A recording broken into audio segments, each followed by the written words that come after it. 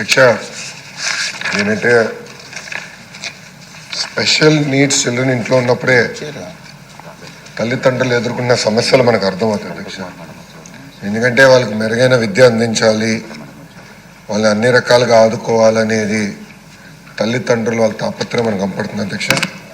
అది కొంతమంది ప్రైవేట్ రంగంలో కూడా ఆసరాగా తీసుకుని పెద్ద ఎత్తున డబ్బులు కూడా వసూలు చేస్తాం జరుగుతుంది. అంటే బేసిక్ ట్రీట్మెంట్కి నెలకి 50,000 60,000 రూపాయలు వసూలు చేస్తామని కూడా కొన్ని సందర్భాలు మనందరం చూసాం అధ్యక్ష.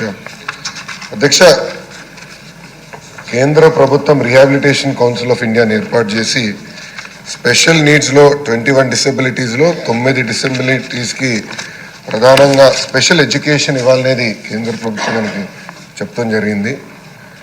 ఇక్కడ కేటగరైజేషన్ కానీ చూస్తే ఏంటంటే చిల్డ్రన్ విత్ మైల్డ్ డిసెబిలిటీస్ ప్రభుత్వ అదేవిధంగా ఎయిడెడ్ పాఠశాలల్లో వాళ్ళు ఎన్రోల్ అవుతారు. సివియర్గా ఉన్నోళ్ళు, మోడరేట్ టు సివియర్ ఉన్నోళ్ళు భవిత సెంటర్లకి వెళ్తాం జరుగుతుంది. దాంట్లో భాగంగా చూస్తే ఈరోజు మన ప్రభుత్వం 679 భవిత సెంటర్లు ఈరోజు మనం నడిపిస్తాం జరుగుతుంది. దాంట్లో ఏంటంటే auditory training, vision stimulation, orientation, mobility, braille skills, early childhood intervention, parental counselling, physiotherapy, school readiness programmes ఒక లక్ష్యంగా పెట్టుకుని మనం చేస్తాం జరిగింది.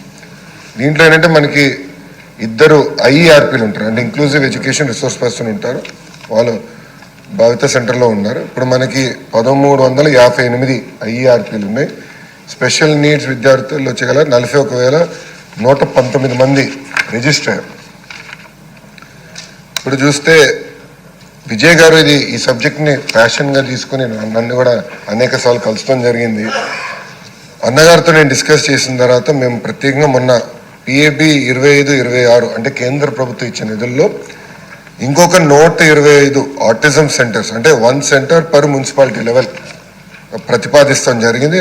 మాకున్న సమాచారం మేరకు 100% ఇది శాంక్షన్ అవుతుందని నేను బలంగా నమ్ముతున్నాం. వాస్తవంగా అధ్యక్ష, నాకు ఈ సబ్జెక్ట్ కొత్త. మేము కూడా అధికారులు కూడా మేము ఈ క్వశ్చన్ ప్రిపేర్ అయ్యేటప్పుడు మేము డిస్కస్ చేసాము. ఇక్కడ 2-3 విషయాలు అధ్యక్ష. ఒకటి వచ్చేసి మనకి ఇక్కడ టీచర్ రేషియో చూస్తే ప్రైమరీలో 1:10 రేషియో ఉండాలి, సెకండరీలో 1:15 రేషియో ఉండాలి. ఇది యాజ్ ఆఫ్ నౌ కొన్ని సెకండరీలో ఇంకొంచెం రిక్రూట్మెంట్ చేయాల్సి ఉంది. అది ఒక విషయం అధ్యక్ష. రెండోది వచ్చేగల నేను ఇక్కడ కోరేది, మీరు అన్నట్టు బెస్ట్ మెథడాలజీ తీసుకురావాలి, ఈ పిల్లల్ని వాళ్ళ కుటుంబాలను ఆదుకోవాలన్న లక్ష్యంతో నేను డిస్కస్ చేశాం అధ్యక్ష. మీ ద్వారా నేను సభ్యులను కూడా కోరేది, ఎవరికైతే సబ్జెక్ట్ ప్యాషన్గా ఉందో, ఇంట్రెస్ట్ ఉందో నాకు మీ పేర్లు ఇస్తే ఒక కమిటీ వేసి నడుస్తున్న సెంటర్లు, రాబోయే కొత్త సెంటర్లు ఎలాంటి టెక్నాలజీ తీసుకొద్దాం, ఎలాంటి టీచింగ్ తీసుకొద్దాం, ఈ టీచర్స్ కూడా మెరుగైన టీచింగ్ ఎలా అందిస్తాం, అంటే టీచ్ ద టీచర్ ప్రోగ్రామ్ కింద ఎటు చేద్దాం అనే దానిపైన కమిటీ వేసడానికి మన ప్రభుత్వం సిద్ధంగా ఉంది. మీరందరూ పేర్లు ఇవ్వండి. గౌరవ స్పీకర్ గారికి మీరు పేర్లు ఇస్తే స్పీకర్ గారి ఆదేశాల మేరకు తప్పనిసరిగా కమిటీ వేసి మీరు ఈ కార్యక్రమంలో భాగస్వామ్యం అవ్వాలని సభ్యులందరూ తెలుపుకుని నేను సెలవు తీసుకుంటాను.